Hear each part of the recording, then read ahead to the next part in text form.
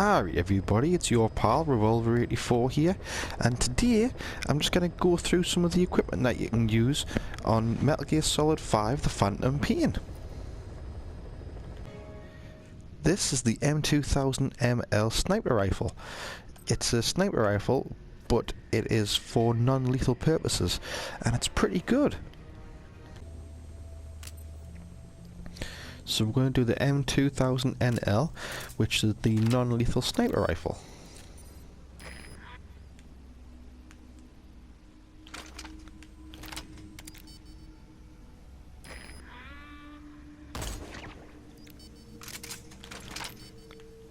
Out for the count.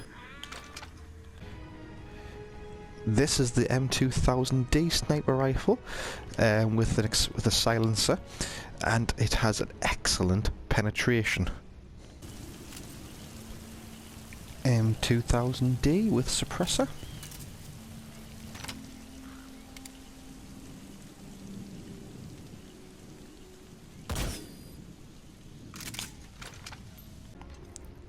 This is the FBMR laser-sighted launcher.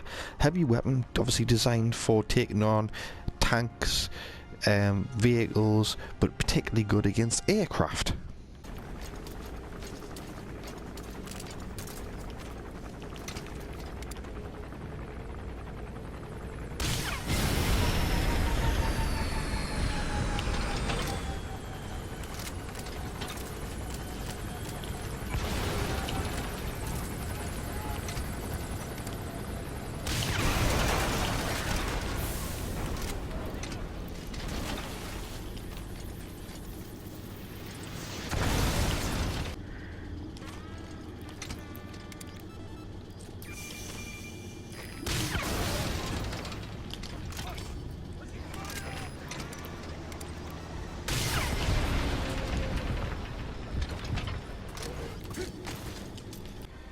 This is the WU pistol, laser sighted with a flashlight mounted, and it is for non-lethal takedown.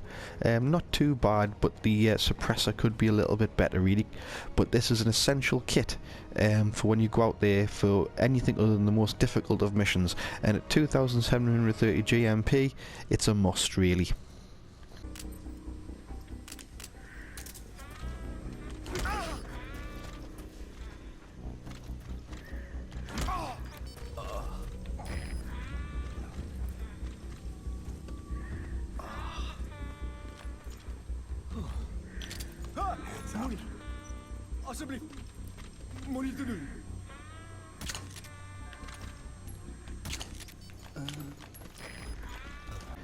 The Mach 37 submachine gun is a pretty reliable submachine gun with an extended stock to make accuracy better. It does have a suppressor on as well, but it doesn't last for very long.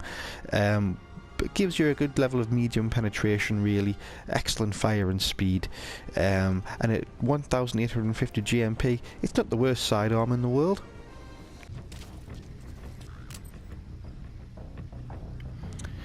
Machine Task Pistol 37, or Mach 37. So it has a suppressor on.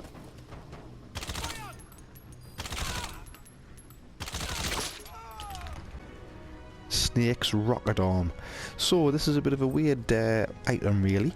You can use it to fire at enemies, controlling the hand, and you can direct it towards enemies to knock them out. Hence the rocket arm.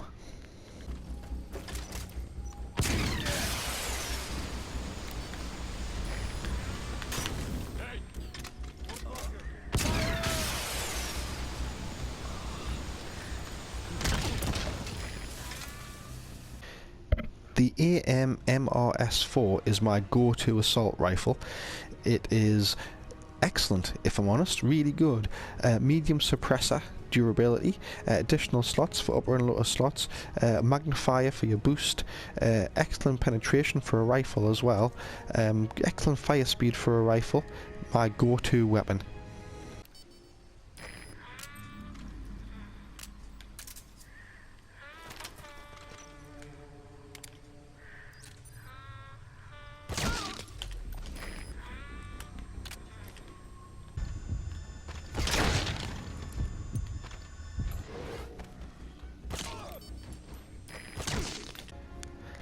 Sleep grenades. The dispersal range isn't very big, if I'm honest. You've got to get it pretty much right on top of the person that you're going to throw it at. But if you're going in for any non-serious, difficult missions, and you feel like you're going to be extracting people, sleep grenades do come in handy when needed.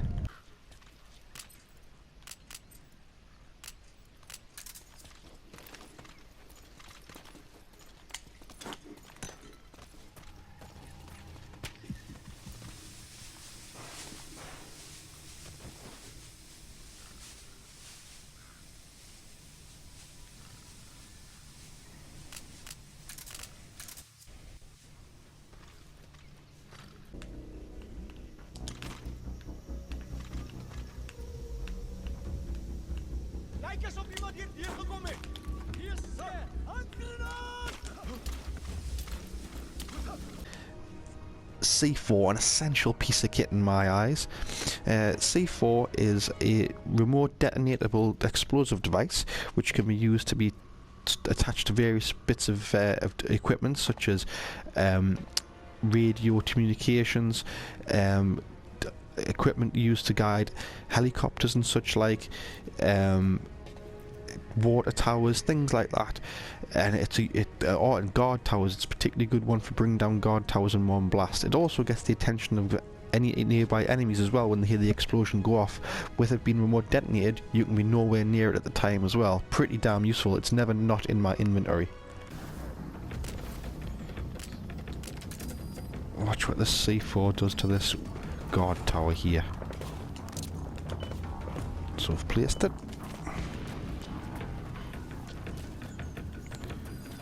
And detonate. Gone. The active decoy is a personal favourite of mine. You pop it out there, you get miles away from it, you activate it to deploy it, and a miniature snake pops out. But with this one, it also comes with the upgraded version of having a speaker as well, so it really does catch the guard's attention. Even if it's not within eyeshot, he hears it and he goes to investigate. Very useful for wanting to sneak past people or creeping up behind them or getting them out of position. A must. Kept you waiting, huh?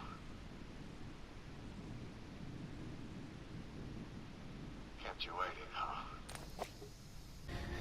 The M21D mine is an anti-personnel and anti-vehicle mine which detonates when a moving object passes by nearby. You can see which direction the mine's facing because it has two sort of red lasers that come out of the front of it, and as anything passes in between those lasers, it tends to detonate. It does have a serious amount of damage and will pretty much kill any personnel that walks past it.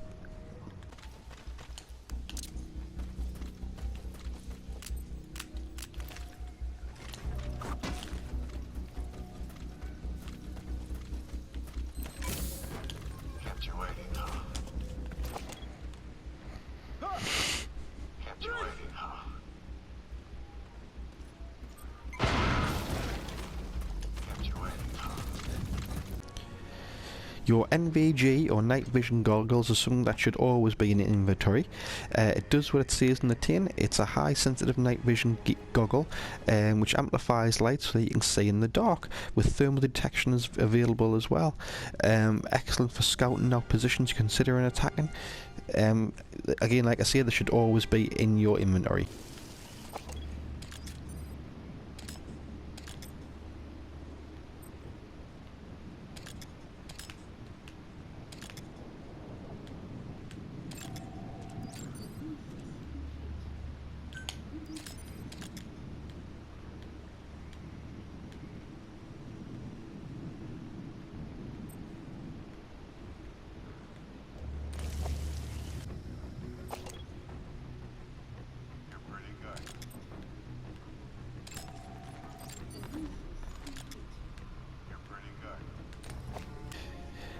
The Metal Gear signature item, the cardboard box. So in Metal Gear Solid 5 there's a few different types of cardboard box, like forest and desert and such like.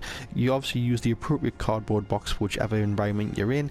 It provides your level of durability, but what's most enjoyable is when you're in a cardboard box, you stick a picture on, a god walks over, you jump up and the picture's of like a superior officer or something, and he stands and salutes you. That does give you a bit of a kick, I must admit.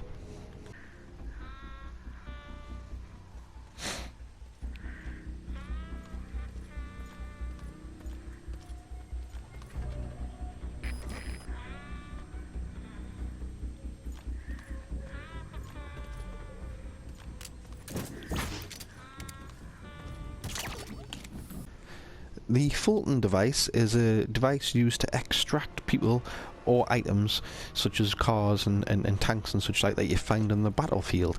It basically blows up a balloon which is attached to whatever you're trying to extract, lifts it up into the air, and a plane comes along later on which you don't actually see, if I'm honest, in the actual game, which is supposed to extract it and takes it back to your fob.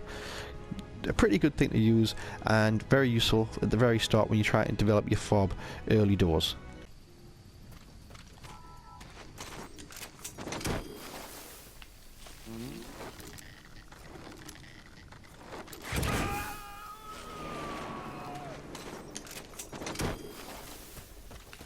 You gonna extract him?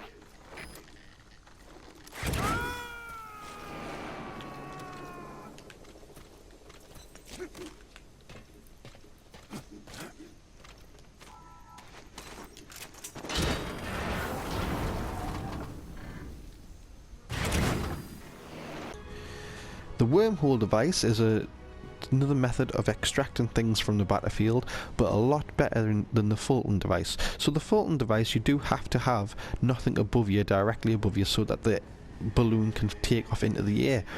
The Wormhole actually opens a wormhole above your head, maybe it's 2 feet above your head, which can extract things through, which means you can extract things from inside buildings. It also saves you a lot of time and reduces your risk of picking things up and walking into an open space. It reduces your exposure a lot. A very useful thing to have.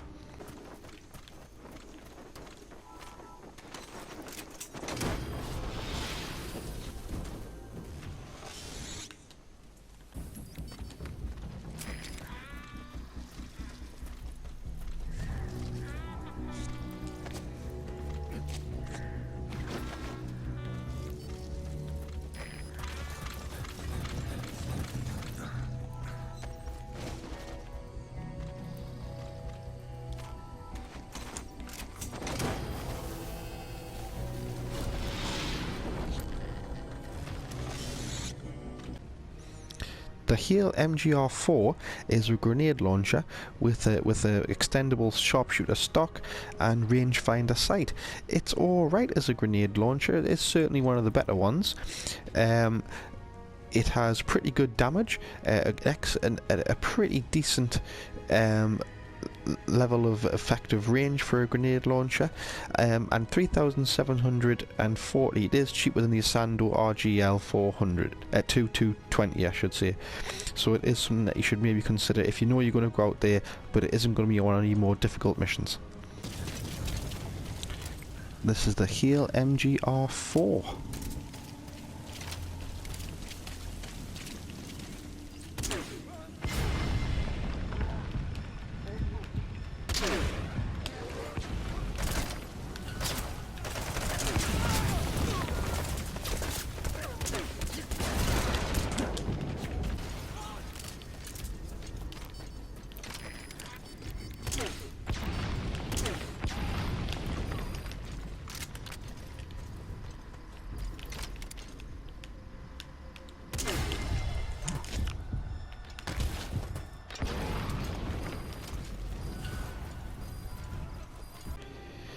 The Asando RJL grenade launcher is a really good, very high quality grenade launcher. Extra long barrel for that extra range, side mount as well, laser sighted. Perfect, really good.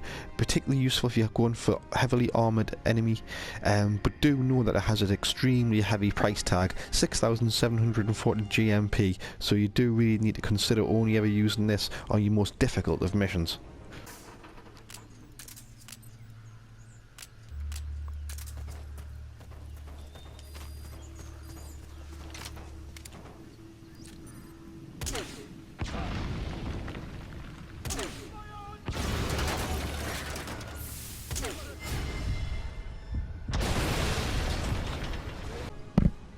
Here we have your dead cheap 100 GMP PM shield. Really easy to use, does what it says in the tin, stops small arms and medium arms fire, comes in useful. Especially for hanging it on your back, so that when you're getting shot at from behind, you're not taking as much damage. So riot shield's deployed. Let's see the damage I can take. Yoo-hoo! See, it's not getting through at all. And then can you use a chance to do this. Down. ATB mine. A powerful mine used to destroy armoured vehicles, particularly good against tanks and such like, if you can know what the patrol route is.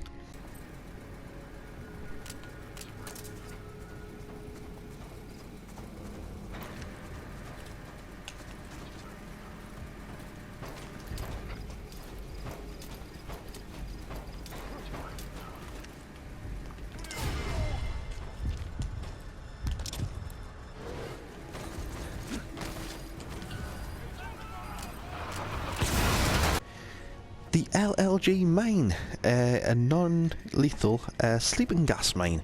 Again, this is a weapon really that should be used only when you're not really going up against the difficult sort of missions. Very much when you're expecting to be able to extract people at your leisure. Particularly useful when you're going in to infiltrate enemy fobs. Right, SMG. It's a bit of a strange weapon, this one. Non-lethal, dot sight, long magazine, but an excellent firing speed. But it does have a bit of a weird one. It fires rubber bullets for riot control, which makes the accuracy pretty damn poor. And it doesn't actually neutralise them to a good level of extent, which warrants the heavy price tag of $2,560 for it. Well, I hope that's been beneficial for you. I hope you've learned a lot. I hope you've heard the capabilities of some of the main weapons and some of the main equipment. I'd like to know what you think. Can you please let us know what you think in the comments below? If there's any more reviews you want to have of any of the equipment or weapons, just let us know. If you want us to go through a guide of how best to use the weapons, let us know. If there's any weapons in particular you want to have a talk about, that's fine. If you want to see a bit more emphasis on some of the weapons to get a better understanding of individual weapon capabilities, that's absolutely fine. Just let us know, and don't forget to subscribe. Thanks very much for watching. Cheers. Ta-da.